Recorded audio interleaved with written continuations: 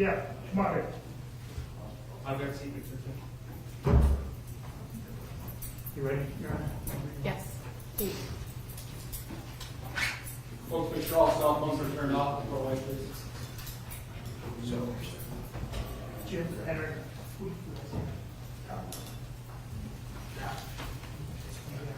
Ayers.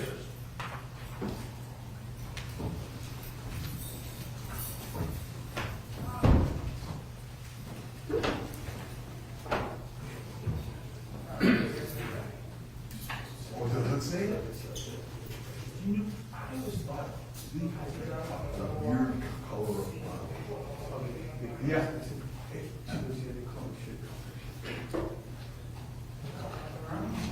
It's a document.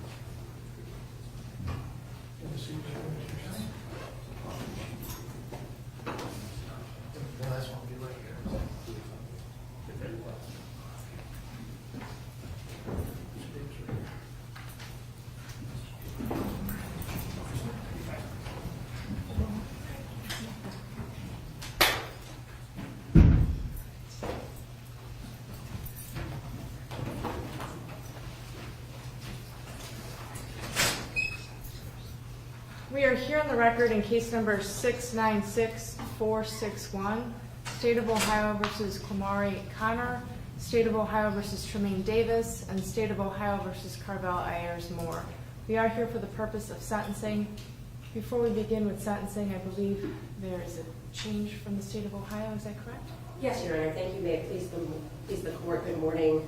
There is, or was rather, a defect in the indictment, so the state would move to nolly the 2 3-year firearm specifications as it pertains to Tremaine Davis and Carell Ayers Moore. With regards to the plea, that does not change the agreed sentencing recommendation range that was put forth to the court. That number is still, the court's still able to get to that range with the charges left in the indictment. Thank you. Thank you. Is there any objection from the defense? On behalf of Mr. Davis, Your Honor, we do not object, and we agree that this recommended range is still applicable. No objection, Your Honor. Okay, thank you.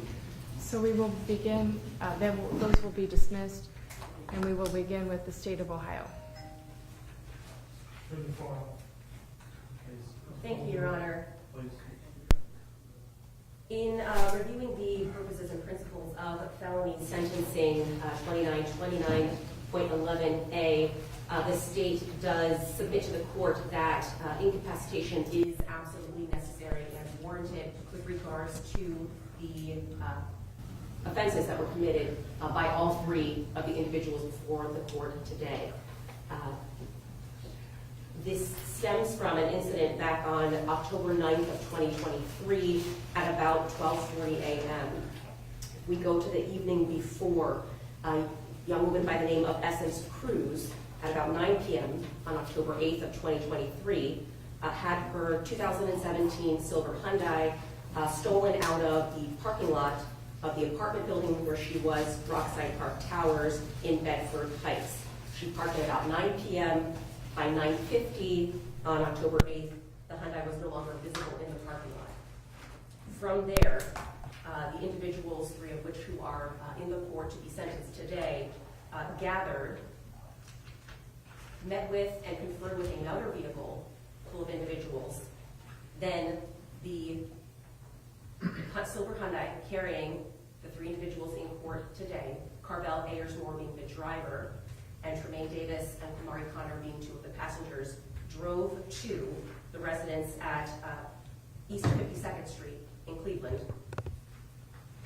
Again, we're at 12:40 in the morning. The car goes to the street, passes the house, turns off his headlights, comes back down the street, stops. 4 individuals, including Tremaine Davis and Kamari Connor, exit the vehicle with guns in hand. Carell Ayers, the driver, remains in the vehicle. Those 4 individuals with guns get out, stand on the street, and fire multiple rounds into the residence. They all get back in the car and drive away. They are developed through the hard work of the Cleveland Police Department Homicide Unit, a combination of RTCC camera footage, flock camera footage, phone records, footage from RTA, all developed and identified the individuals involved. We do have fortunately, a clip from the house next door, about 1 minute and 30 seconds that the state will play after the family and victims have spoken, that show exactly how this happened. Fortunately, that home surveillance captured the entire incident.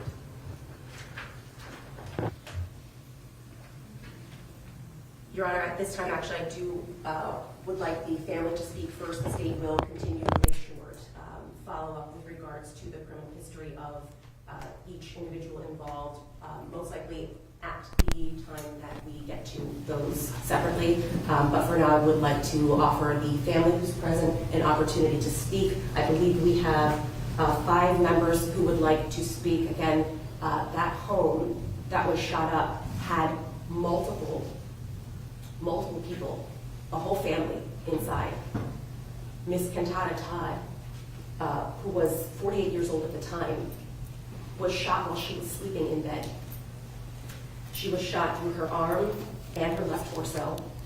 Lying next to her in bed was her partner, Mr. Curtis Carell. He's in court and would like to speak to the court as well. There were 4 other family members present in the home. By sheer luck, no one else was actually struck by these bullets. So we do have, like I said, several family who were present in the home, but also family of Ms. Todd who would like to speak. First, I'd like the court to hear from Mr. Curtis Carell, Your Honor.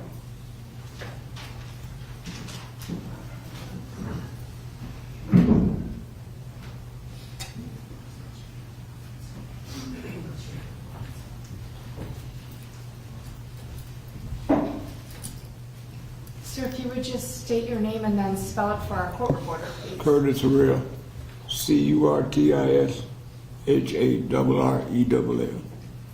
What would you like to say, sir? I would just like to say it was a messed up night for that to happen. And me and Cantata, we was laying in the bed, sleep, and the bullets came through that house and knocked us out the bed. One grazed my head up top, and she was still alive.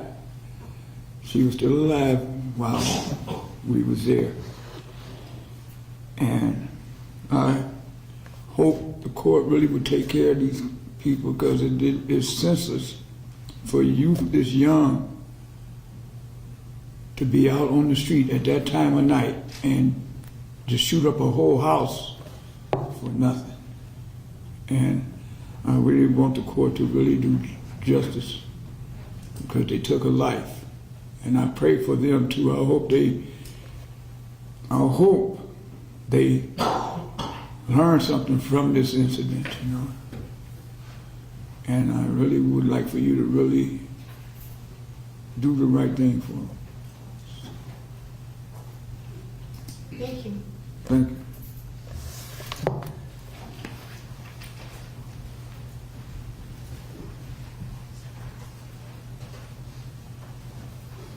Next, Your Honor, LaDawn Charles.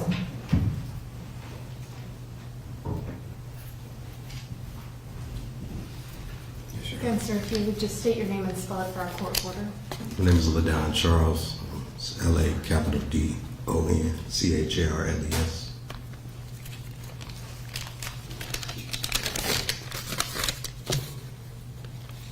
First of all, I'd like to say to the Honorable Judge Sweeney of the juvenile court system, I would like to thank her for granting this right of the accused defendants to be tried as adults before the state of Ohio, the city of Cleveland, and to you, Honorable Judge. Gallagher, and all the court's officials of the law. I speak on behalf of the Todd family. I witness everyday sorrow and hurt from us and my household as well. As my mother-in-law to be, she has also suffered and become sick and had 3 strokes since this incident, because her eldest daughter was taken from her. She's just sad every day. And a big change has come over this whole family. Holidays aren't the same. You can feel a great loss of happiness in the atmosphere whenever we assemble. My fiance, which is her sister, we talk about Katata daily, and I witness her hurting and pain even in good times. As for her children, I have conversed with several of them. They're hurting as well, but they're all strong because Katata taught them to be. Katata was a great person, mother, sister, and daughter. I remember a time I got into an incident and Katata said to me that she didn't want to see any more black on black crime. And I removed myself from the situation because she was right. I didn't want to see that either.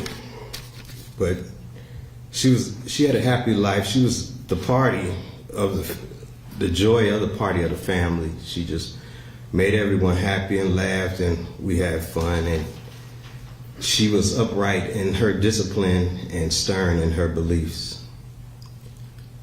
She in no way deserved to be murdered at the hands of these young men. And we all know that we must travel the same road in death. But to be caused by another human being is unlawful.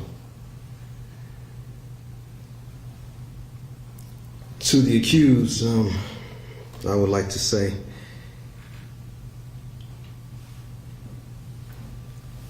when you shoot a gun into a home, a shelter, a household where unity and peace and love resides, which all cause disruption, confusion, hurt, and pain, and a lifetime scar on this family, with the premeditated, corruptible actions of our love that was placed upon our loved one. One of you said in court that you hung around good people that did bad things, but you played sports and chose to take the bad route of life. So with wrongdoings, there are consequences that must be placed upon you for your criminal actions. We feel you all deserve the maximum sentence of what the judge has to give you. And to you all, I pray that you find Christ in your journey, whatever the court grants you, and because it's not the permissive will of God for any man to be suffered for a lifetime or their soul to go to hell. So I just wish and hope that you all find God in your lives, and thank you. Thank you.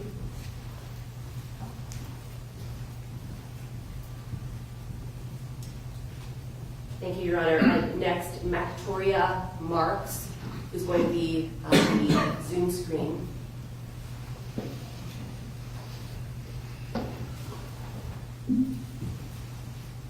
Hello.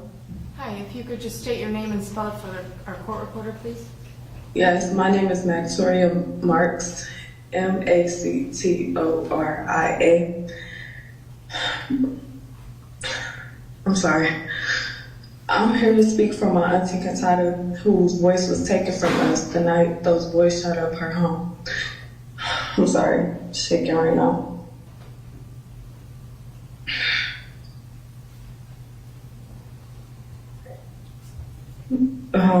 She was asleep and completely unaware of any street drama. She was not a part of their world. She had nothing to do with their violence, and yet she paid the ultimate price. What makes this harder is knowing that this was not random or impossible. These boys plotted and waited a whole month before carrying out their plan. They knew exactly what they were doing. And it shows that it was intentional, it was not a mistake, and it cost my auntie her life. My auntie Death has left our family, My auntie Death has left a wound in our family that will never heal. My cousins will never feel their mother's love. On holidays, I feel bad for my cousin daughter. I look at her and I can just tell she's missing her grandmother. She already lost her father at one, and my auntie played a big role in her life, and they took that from her. Imagine doing everything with your grandmother and then waking up not hearing from her or seeing her ever again. It kind of hit different. And then to see other children get to grow up with their grandparents and our family, it gotta be hard to watch. That pain shows in her every day, and it's something that no senses can ever repair.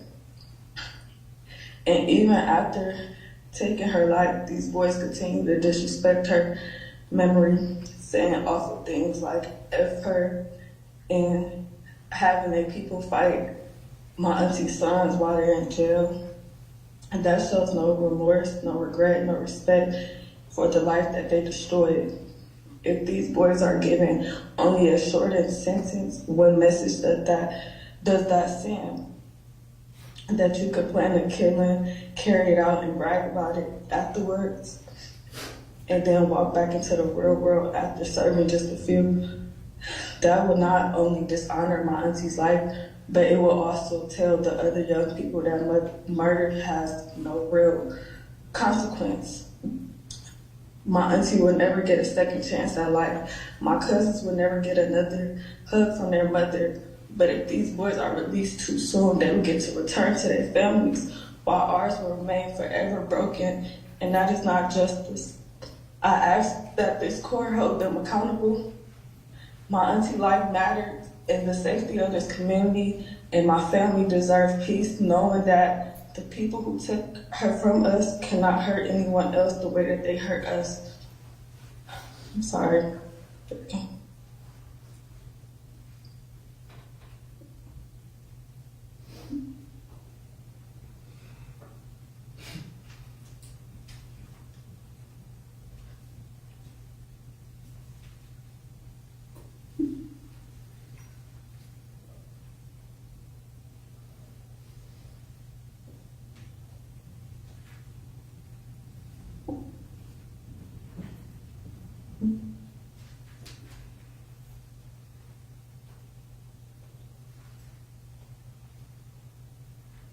Did you need a minute, or did you need additional time?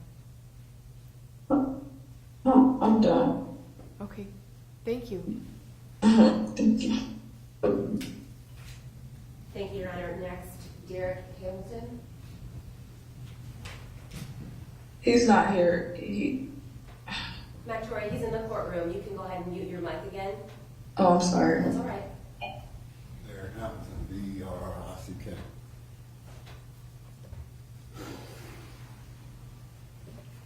The night this happened, October 9th, I had got the phone. I was incarcerated. I had just got off the phone with her at 11:45 at the time the phone was cut off. At 12 o'clock that morning, I get a text through the tablet to call home. I wasn't expecting to call home and hear about my kid's mom dead. After I just got off the phone with her.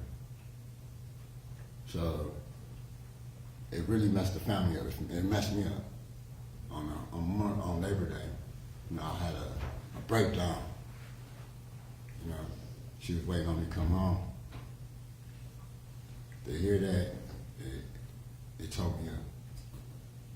I just want to say, I'll never forgive him. I'll never forgive him at all. I just ask you to give him the max. That's it.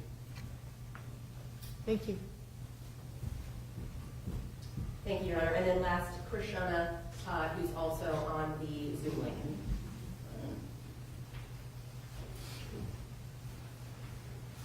Hi, can you hear me? Yes, I can.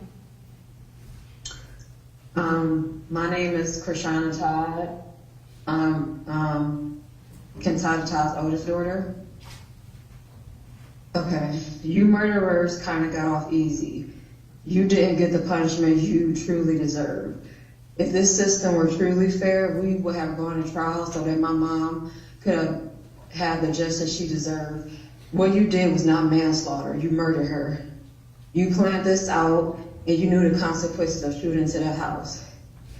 If you really want to do the right thing for once in your lives, you will admit who else was involved. We already know one has faced his karma, and we know there is someone behind this that you're still protecting. He walks free while you will spend your lives locked up like the criminals you are. I will never forgive you. People like you constantly terrorize neighborhoods and inner cities until someone innocent ends up dead. My mother was innocent, and so were the people in that house. She had nothing to do with whatever petty beef you thought you had. Even though you took her from us, she will live on in the hearts of everyone who knew her. I hope you suffer every day in prison the way my mom suffered when you took her life. You will never amount to anything. Your parents, or lack thereof, did a horrible job of raising you. I bet y'all have no remorse. You're just sorry you got caught. Long live Kentata. I'm done. Thank you. Thank you. Thank you, Your Honor. Looking at the seriousness of the conduct with regards to seriousness and recidivism factors, there is no more serious harm than the loss of a life in every category: physical, psychological, and economical. There's no way to ever make this family whole. So many people are suffering as a result of the actions of the three individuals who are here before this court. On top of that, Your Honor, with regards to Carell Ayers Moore and Kamari Connor, both have significant records in the juvenile justice system for which they received multiple opportunities to correct their behavior, to rehabilitate themselves, to take advantage of the services at that time, and both continued to repeatedly accumulate criminal charges. Kamari Connor had multiple assaults on his record, disorderly conducts, and the level of those offenses, Your Honor, are not so much what the state is trying to emphasize, it's the violence behind it. These are violent offenses, fighting, assaults. Even while waiting for the sentence in this case, for the outcome in this case, he picked up a charge in the institution, harassment of an inmate.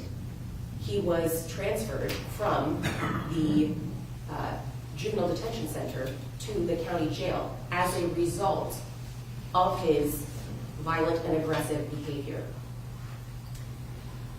With regards to Carell Ayers Moore, assault, again, crime of violence. He also had other attempted grand theft motor vehicle, CCW, but his last two cases in 2023, Your Honor, were two different cases of felonious assault with 3-year firearm specifications. Ample opportunity to stop the progression, to take advantage of the services that were being offered, to complete probations, to complete the services that were being offered. Neither of these individuals took that opportunity, and that led to the ultimate price being paid. So again, for the seriousness and recidivism factors, there is ample factors to show the court that this is the most serious form of the offenses, and they should get the maximum punishment in the range that was presented to this court. Both Tremaine Davis and Kamari Connor, 25 years, and for Carell Ayers Moore, 18 years. With regards to the court making that range, again, this was an agreed recommended sentence by the parties, but there is more than enough for the court to find the factor of, for consecutive sentences, that 2 or more of the multiple offenses committed as a single course of conduct, and the harm was so great that a single term does not adequately punish 2929-14C4. The court is well within its ability to make that finding based on the actions of these three individuals. Your Honor, I did say that I would like an opportunity to show the court the surveillance footage from the home so that there's no question in anyone's mind about how this happened and in what manner or fashion.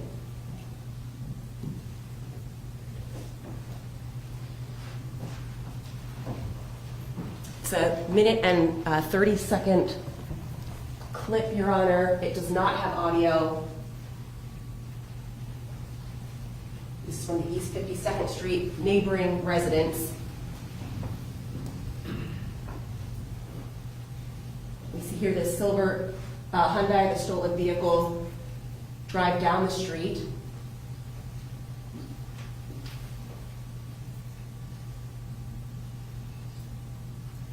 At this point, it's stopping. You can see the brake lights. The vehicle is turning around.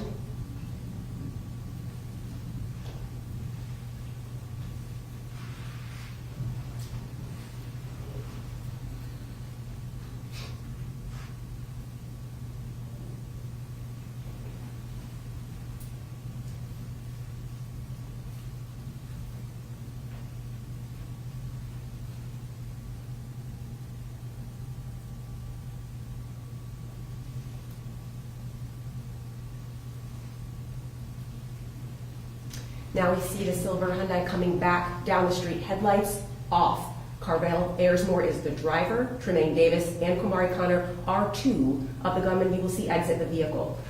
The car stops and reverses to get right in position in front of the Todd family home. Four individuals exit, all guns in hand, get out into the street and fire multiple rounds into that residence. They get back in the car and pull off.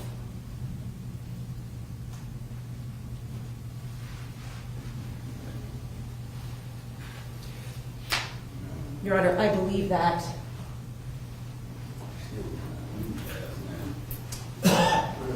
the consideration for each part that these individuals played has already been reflected in the plea and ranges that were presented to this court.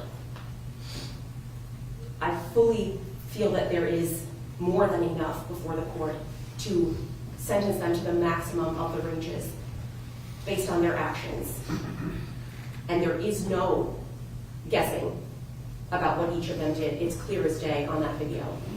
Last year, I would like to give an opportunity to Detective Kramer, who was lead detective on this case, Cleveland Homicide Unit, to address the court on behalf of his unit and his investigation.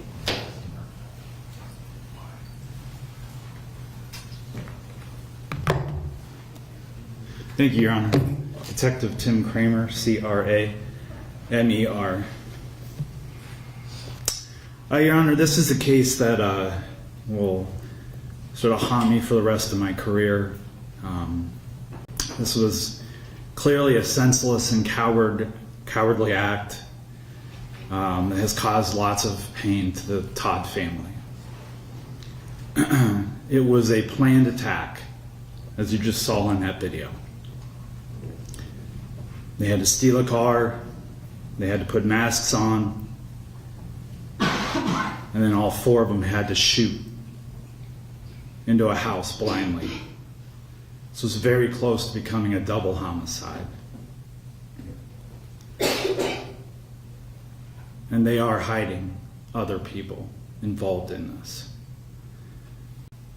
Judge, I would ask you to give each of these defendants the maximum sentence. Thank you. Thank you. Thank you, Your Honor. Thank you. It's my understanding that we are going to do the defendants individually. Yes, Your Honor. Okay. Mr. Robbins. Doesn't matter which one. It doesn't matter which one. Okay, take these two to the bank.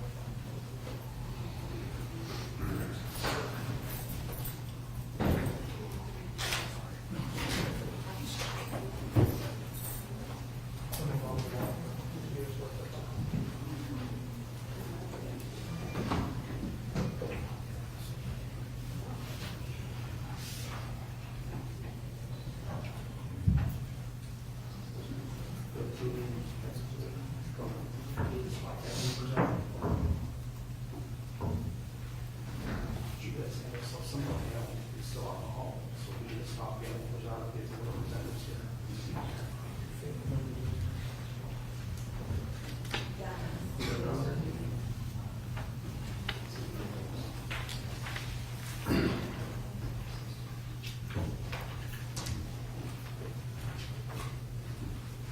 You remember that?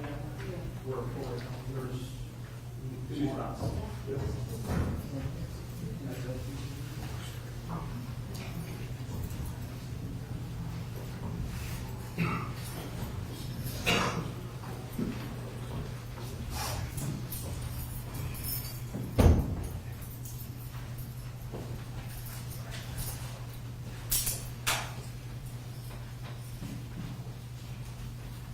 Do we want to start with the state again? Thank you, Your Honor. I did try to condense my presentation a little to go into the background briefly of who we now have in the courtroom, Kamari Connor and Carell Ayers Moore, since they are the two that had lengthy juvenile histories. So, Your Honor, I will just again emphasize with regards to Kamari Connor, it's not just the actions that he's taken and the crimes he's committed in juvenile court and the opportunities he has had to show that he can stop this aggressive and violent behavior, correct it, slow down the progression. He's done the opposite, to the point now where he is sitting before this court having taken a life, could have taken multiple lives of the family in that home. But while he's been waiting, I think that is the strongest point to emphasize. While he has been awaiting the resolution in this case, trial, plea, he decided that he was going to continue that conduct to the point where, and this is a very difficult hearing to have, a very difficult decision to make, to have someone transferred from the detention center to the county jail while they're awaiting the disposition of their case. And he met every factor for that hearing to happen and every factor to get him transferred here. The mindset to continue that while under the scrutiny of the court and while awaiting such serious charges, a sentence for such serious charges, shows that in order to keep the community safe, in order to properly punish and ensure that this does not happen again, Kamari Connor does warrant the sentence of the full 25 years that is part of the range presented to this court.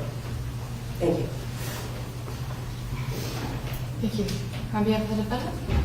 Your Honor, may it please the court. The most salient factor here to me is the fact that my client is 14 years old at the time of this offense. It's number one. Number two, I would respectfully disagree with the prosecutor when they said that he has a lengthy juvenile record. He has 2 misdemeanor assaults. Not the felonious assaults and 3-year gun specs that she mentioned about other people. It's 2 assaults here. That is extremely important. The prosecutor shared with me a April 1st, 2024 evaluation from juvenile court that talks about the 2 prior assaults.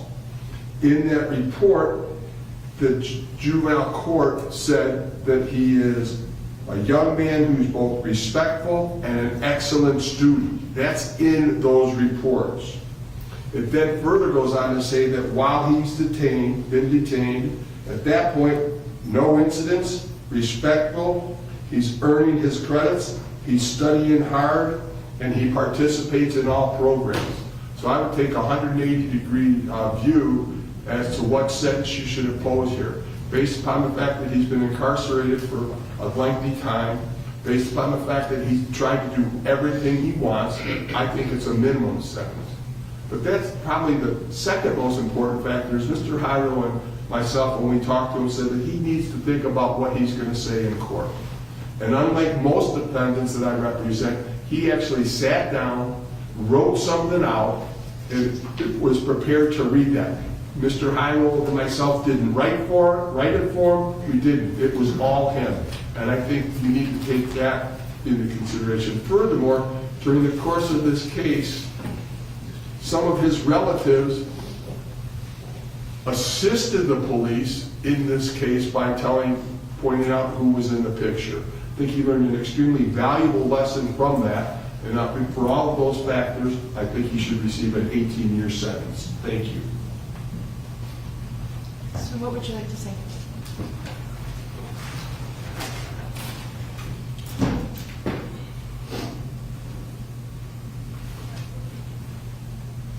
I, Kamari Connor, come before this court and the family of Ms. Todd. I want to apologize to the family first and the city of Cleveland for my actions of the crime committed that ended Mrs. Todd's life. My behavior is not what I was taught as a kid, nor how my mother raised me to be. Okay, slow down a little bit.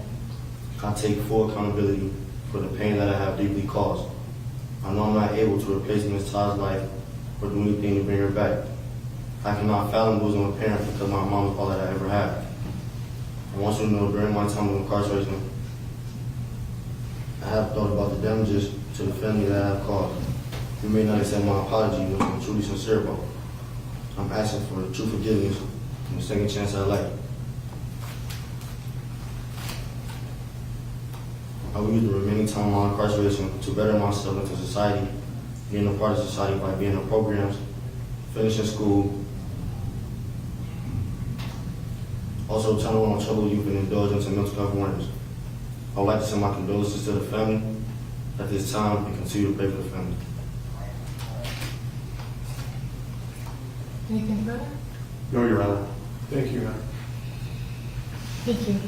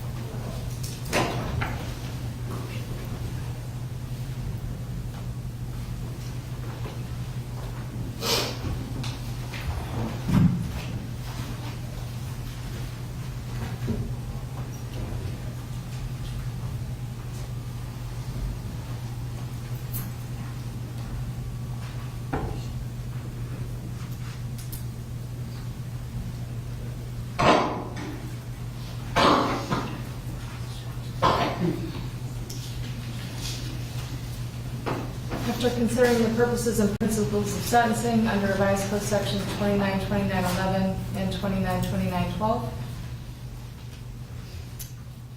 I do have to consider the age of the defendant as well as the fact that someone lost their life here in a terrible manner. In light of that, I am going to sentence Mr. Connor to a term of 20 years of incarceration. That's within the agreed ranges that the parties have come to. With how that will break down with each count is as follows. With regard to count 1, there was a 3-year firearm specification. With regard to count 4, there was also a 3-year firearm specification. Those specifications have to run consecutive to each other and consecutive to the underlying offenses. With regard to count 1, you'll be sentenced to a minimum of 7, a maximum of 10.5 years. With regard to count 3, you'll be sentenced to a minimum of 5, a maximum of 7.5 years.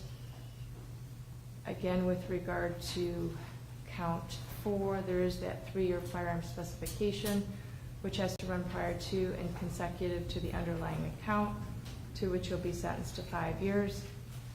With regard to count 10, you'll be sentenced to 1 year. With regard to count 11, you'll be sentenced to 1 year. Counts 1,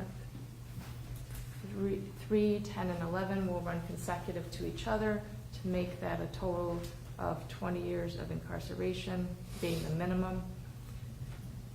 The court imposes terms consecutively, finding that consecutive service is necessary to protect the public from future crime or to punish the defendant, that the consecutive sentences are not disproportionate to the seriousness of the defendant's conduct and to the danger the defendant poses to the public, and that at least 2 of the multiple offenses were committed in this case as a part of 1 or more courses of conduct, and the harm caused by said multiple offenses was so great or unusual that no single prison term for any of the offenses committed as part of any of the other courses of conduct adequately reflect the seriousness of defendant's conduct.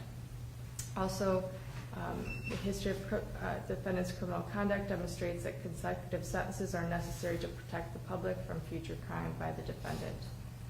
Upon your release from prison, you will be subject to a mandatory minimum of 2 years up to a maximum of 5 years of post-release control under conditions determined by the parole board. If you violate the terms and conditions of post-release control, then the parole board can return you to prison for up to 9 months for each violation of the rules and up to 50% of your stated prison term.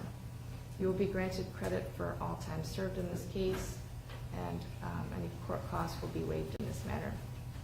Anything further for the record? No, Your Honor. Thank you. No, Your Honor, thank you. Further discussion?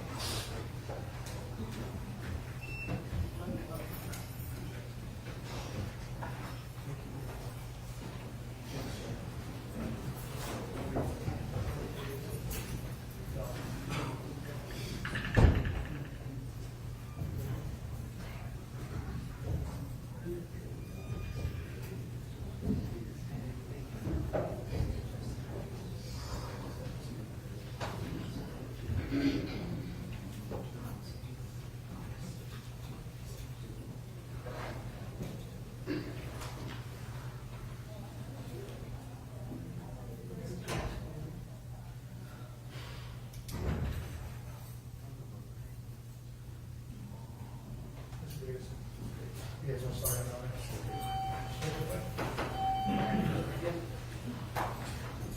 Right over here, Steve. That's you right here.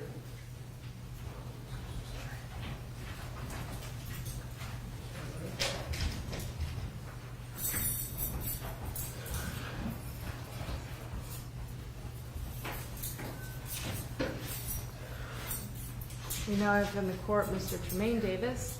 Is there anything further on behalf of the state of Ohio? Thank you, Your Honor. Mr. Tremaine Davis did not have the background in juvenile court that his 2 co-defendants did. So with regards to the arguments previously made, the state still does feel that with regards to his actions that he took, his part that he played as one of the shooters, that he should receive the maximum range that was presented to this court. Thank you. Thank you. On behalf of the defendant? Thank you, Your Honor, for please the court. Nothing I'm about to say is in any way meant to mean the seriousness of what happened here or to mean the loss that's been suffered by this family. I think we all certainly understand and appreciate that. And it's not meant to mean the seriousness of the violence that's taking place in our community, as Detective Kramer pointed out. Your Honor, though, I think that we do have to sit here and ask ourselves, how did Tremaine end up here in this courtroom today facing the sentence that he does? Your Honor, at the time of this event, he was 15 years old, and had the opportunity to review his amenability reports from juvenile court. I'll just point out, he has a 78 IQ, places him in the 7th percentile, and in a below average range. His family is here, and they're loving, they're supporting of him. I would note, Your Honor, however, though, that he was involved as a child with Children and Family Services, and there were several instances of neglect that were substantiated. Your Honor, since his arrest and being in the juvenile court, from reading the reports, he's complied with every rule and condition in juvenile court. He reached the best security ranking that you can. He attended school regularly. The staff wrote that he was interactive, that he was cooperative, he was polite, that he did each and everything that was asked of him.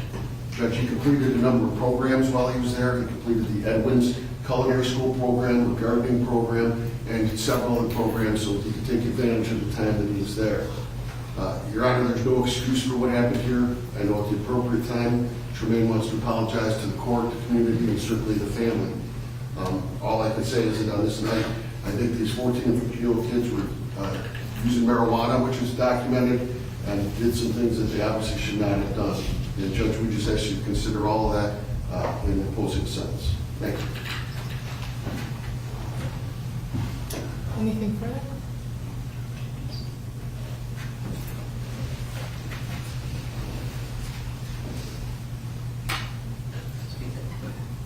I just want to apologize to the victim family for crimes that I committed, the hurt that I put on their family. I understand that the deny say will bring back the loved ones, the loved one that they lost. I know I don't expect them to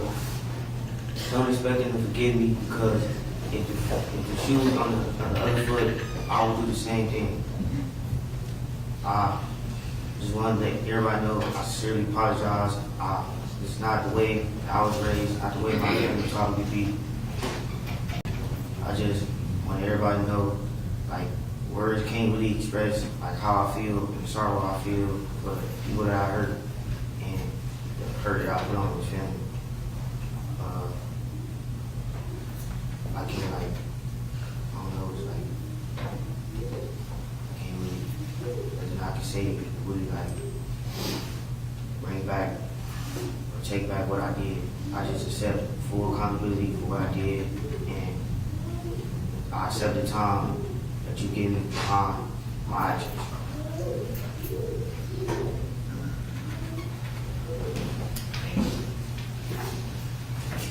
I will note for the record that after considering the purposes and principles of sentencing under revised code sections 292911 and 292912, I'm also going to consider the age of the defendant as well as his IQ.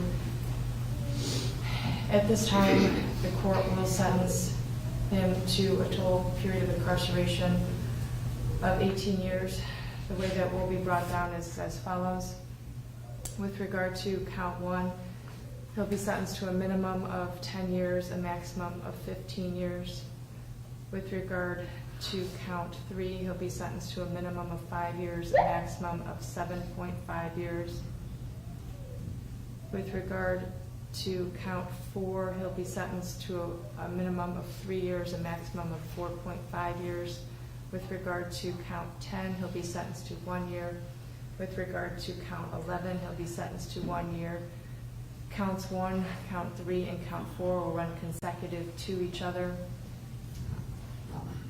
The court imposes prison terms consecutively, finding consecutive service is necessary to protect the public from future crime or to punish the defendant, that the consecutive sentences are not disproportionate to the seriousness of defendant's conduct and to the danger defendant poses to the public, and that at least 2 of the multiple offenses were committed in this case as a part of 1 or more courses of conduct, and the harm caused by said multiple offenses was so great or unusual that no single prison term for any of the offenses committed as part of any of the courses of conduct adequately reflects the seriousness of defendant's conduct. Upon your release from prison, you will be subject to a mandatory minimum of 2 years up to a maximum of 5 years of post-release control under conditions determined by the parole board. If you violate the terms and conditions of post-release control, then the parole board can return you to prison for up to 9 months for each violation of the rules and up to 50% of your stated prison term. You will be granted credit for all time served, and court costs will be waived in this matter due to indigency. Anything further for the record? Thank you. No, thank you. Thank you, Your Honor.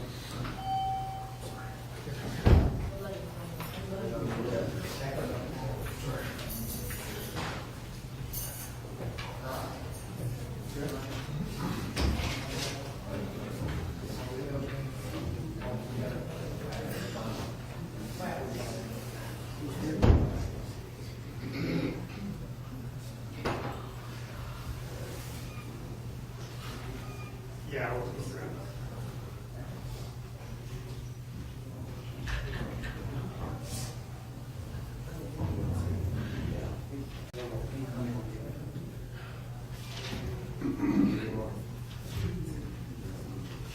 How much room? There are people who never have the first thing, you have to step out for all of them. Thank you. Everyone make sure your cell phones are turned off below.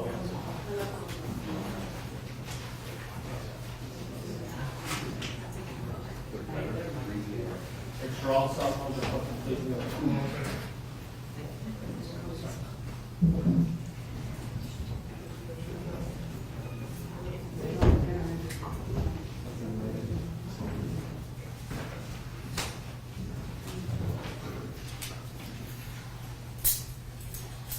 finally, we're here on the record, the State of Ohio versus Carell, Ayers, Moore. I do want to note for the record that I did receive multiple letters on behalf of Mr. Ayers, Moore, from his mother as well as friends and family. I did review those. Did the State of Ohio have the opportunity to review those as well? I did not, Your Honor. Okay, let me just present those to the state.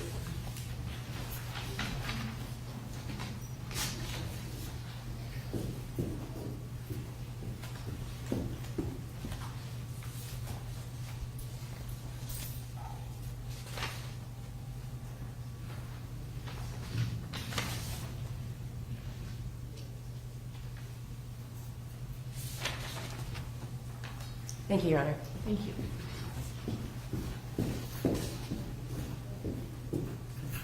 On behalf of the State of Ohio?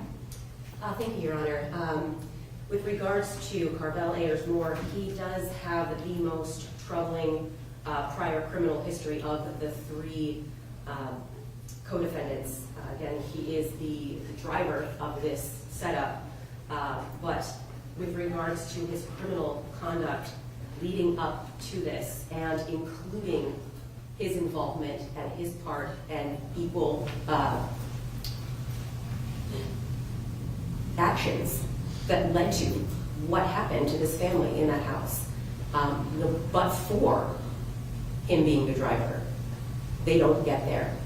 But for him traveling down that street, turning around, turning off the headlights, slowing and backing up so that they are positioned directly in front of this house, that conduct speaks volumes. Those other four individuals, his two co-defendants included, in that car, were already masked and guns out when they got out of that vehicle. Everyone in that car knew what was about to happen. Then they all piled in, and he drove them away. That vehicle was ditched later that day by both Kamari Connor and Carell Ayers Moore. That's picked up on city camera. They then get on an RTA bus where they are clearly visible, wearing the same clothing that they used to commit the crime. It happened at 12:30 a.m. By 5 and by 6 p.m. that same day, they're caught on footage all over the city. Flock cameras catch them still in the car on the highway. RTC catches them where they ditched the vehicle, and RTA catches them going back to their respective homes after. Your Honor, the two most troubling of Carell Ayers Moore past criminal history are the two felonious assaults, each with rear firearm specifications he picked up in 2023. This incident again occurred, that's before this court, happened in 2023. DL 23-113-212 and DL 23-113-246. Again, he had opportunities to stop the progression well before these two felonious assaults with firearm specifications. And then fast forward to later in 2023, as the driver, but with four armed co-conspirators, four armed co-defendants, only two of which have been held accountable. They are shooting up a family, a home full of an entire family. No lesson that could have been learned has been learned. No step that was taken to prevent this from happening was held in any sense within his mind or his actions. He continued on this course of conduct, continued with this behavior, and now there is a loss of life. There is severe emotional, psychological scarring. Your Honor, the seriousness of his actions in total do warrant the maximum sentence that is presented to this court. I understand there will be arguments that he was just the driver that day. There is no just for any of them, as that video indicates. Thank you. Mr. Henry? Thank you, Your Honor. Your Honor, again, I know the family has heard this, but obviously nothing I say here is meant to diminish the pain that the victim's family is suffering, and I understand that, and Carell understands that as well. Your Honor, I am not going to try to minimize Carell's conduct in terms of the seriousness of the crime, but what I will say, Your Honor, is that he is situated differently than the prior two defendants. He was situated differently with what he was indicted with, situated differently than what he was offered in the plea agreement. So I do believe that his conduct can be separated from the other two individuals that you've previously sentenced prior to the sentence for Carell. Your Honor, I go back and forth on this case and the concerning portions of this case and the tragedy of this case. And I try to put in my mind the idea that Carell, as he sits next to me here, is a 16-year-old man, young man. At the time of this, he was a 14-year-old kid. 14 years old. I am a teenager. I can't fathom the idea of a teenager getting into this type of situation and having these types of things happen to them. It's a tragedy that this young lady lost her life, and that is certain. And it is a tragedy that, for all of us, that we had 3 teenagers here who were 15 and 14 years old at the time that they committed this crime that are going to spend a decade at least in prison. Your Honor, what I can tell you is in my time with Carell, he has always been remorseful. There has never been a moment where he has tried to minimize his conduct or tried to run from taking responsibility for what he's done.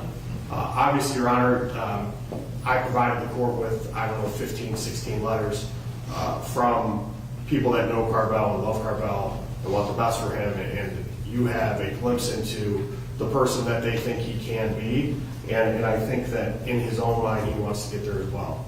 Your Honor, it's not just about punishment in this courtroom, it is about rehabilitation, and I know a lot of the things that the prosecutor is talking about his past crimes and all these other things. I would also indicate to the court judge it doesn't change the fact that at that time he was still 13 or 14 years old when those things were happening. The time to rectify those mistakes and learn from those mistakes and become a better individual starts now. And what I can tell you, Judge, is that Carell has already started that in his time that he was in the detention center. Like I know you heard from the last defendant, he has completed a number of classes, Ride for Life. He's taken substance abuse classes. He's taken victim awareness classes. He did an anger control treatment session where he has went through hours and hours of treatment. He did freedom school. He's done cooking schools. He's done other things to try to set himself up for the time that he's released when he's a young man. Your Honor, when he came into the detention center on October 23rd, 2023, he was in 8th grade. 8th grade. Since the time that he's been in there, he's completed a number of hours. He is now in the 11th grade. He has 14 credits to go to try to graduate, and I know that that's something that he wants to do. Again, Your Honor, nothing here that I'm saying is trying to minimize his conduct. But what I would say, Your Honor, in taking into consideration the age of Carell, how he is situated differently from the other two defendants, the things that he's done since he's in a detention center, I would argue that the minimum sentence here is appropriate. And it's not just appropriate because of his actions compared to the other individuals, but it's appropriate because of the things that he's done. It's appropriate because there is the Reagan-Tokes aspect of this, where if he does not continue on that path, he could be kept in prison for longer. And when he gets out, he's going to be on parole and supervised as well. So, Your Honor, I would ask you to take all of those things into consideration. I know Carell has prepared a statement that he wants to read for the family and to the court as well. Go ahead, sir. Can you read from there? I want to start by apologizing to the family. I'm sincerely sorry for the actions I was a part of that caused the death of an innocent woman, a mother, someone's best friend, aunt, and a grandmother. I want everyone to know I take full responsibility for my actions. If I could go back in time to rewind what happened, I would. I don't know how I feel to lose a mother, but I only can imagine the pain I feel today. And I hope one day God will get everyone in this straight forgive me, because I'm not a bad person. And I would like to apologize to my family too. I love my family. And I'd like to apologize because if I let them down any type of way, that's all I gotta say. Anything further? No, Your Honor, thank you. All right. As with the other two defendants, there was an agreed sentence with regard to Mr. Ayers Moore. After considering the purposes and principles of sentencing under Revised Code Sections 292911 and 292912, at this time the defendant will be sentenced to a total term of 16 years of incarceration. With regard to count one, he'll be sentenced to a minimum of 10 years, a maximum of 15 years. With regard to count two, he'll be sentenced to a minimum of 5 years, a maximum of 7.5 years. With regard to count four, he'll be sentenced to a minimum of 5 years, a maximum of 7.5 years. With regard to count 10, he'll be sentenced to 1 year. With regard to count 11, he'll be sentenced to 1 year. Counts 2 and 3 will run consecutive to each other, and the remaining counts will run concurrent. The court imposes prison terms consecutively, finding that consecutive service is necessary to protect the public from future crime or to punish the defendant, that the consecutive sentences are not disproportionate to the seriousness of defendant's conduct and to the danger defendant poses to the public, and that at least 2 of the multiple offenses were committed in this case as part of 1 or more courses of conduct, and the harm caused by said multiple offenses was so great or unusual that no single prison term for any of the offenses committed as part of any of the courses of conduct adequately reflects the seriousness of defendant's conduct. Upon your release from prison, you will serve a mandatory minimum of 2 years up to a maximum of 5 years of post-release control under conditions determined by the parole board. If you violate the terms and conditions of post-release control, then the parole board can return you to prison for up to 9 months for each violation of the rules and up to 50% of your stated prison term. You also agreed to no early release with regard to this case. Any court costs will be waived and you will be granted credit for all time served. Anything further for the record? No, Your Honor, thank you. No, Your Honor, thank you. Okay, this way.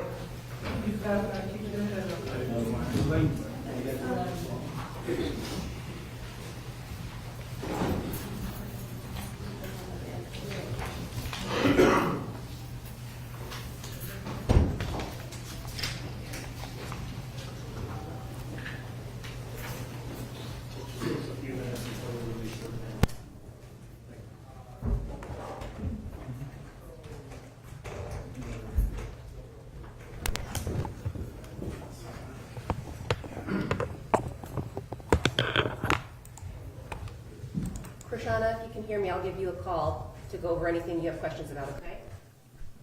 Okay.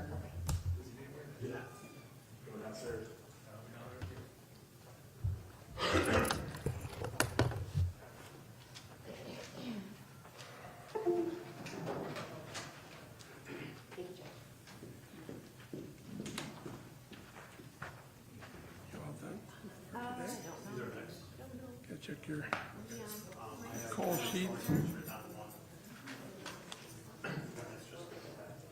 Well, it's good seeing you. Tell my wife